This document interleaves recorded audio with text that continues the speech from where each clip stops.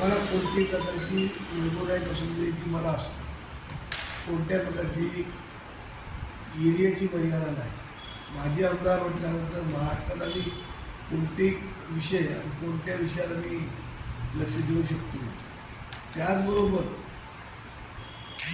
शिवसेनेने आतापर्यंत स्थानिक आणि मराठी माणसाच्या आणि गोरगरीब जनतेच्या पाठीमागे उभं राहून पक्ष वाढवला. त्याचप्रमाणे मी आणि वैभव नाईक दाबोलीमध्ये 21ला प्रकार झाला, थोडा आणि फोन करतो, तर त्या विषयासंदर्भात आम्ही त्या स्थानिक असलेल्या शेतकऱ्यांवरती 21 तारखेला प्रकार घडून पोलिसांनी कोणतीही व्हिडिओ व्हायरल होऊन पोलिसांनी कोणतीही दखल घेतली नव्हती. 10 दिवसानंतर आम्ही 21 तारखेला त्या ठिकाणी गेलो आणि पोलीस ठाण्यात गुन्हा दाखल करण्यास भाग पाडले. त्यावेळीच माननीय पक्षप्रमुख उद्धव ठाकरे यांनी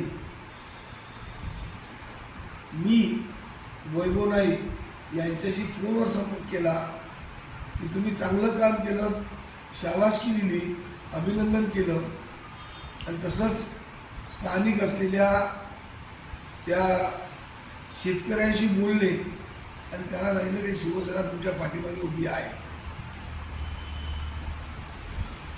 एवढं सर्व प्रकार घडल्यानंतर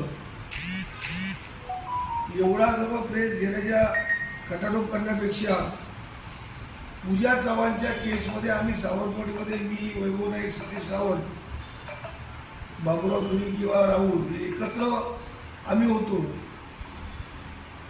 तर एकत्र खेळीमेळीने चर्चा करता आली असती.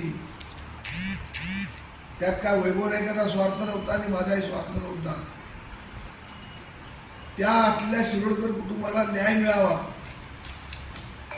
आणि जे परप्रांतीय या ठिकाणी स्थानिक माणसावर अन्याय करतात त्याला न्याय द्यावा, या गोष्टी दृष्टिकोनातून आम्ही वैभव नाईक त्या ठिकाणी आलो होतो.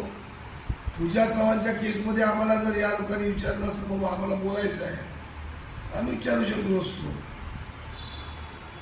ठीक आहे, आमची उद्धव ठाकरेंकडे पण तक्रार करू शकली असते, पण ती वृत्तपत्रातून मांडून नाही.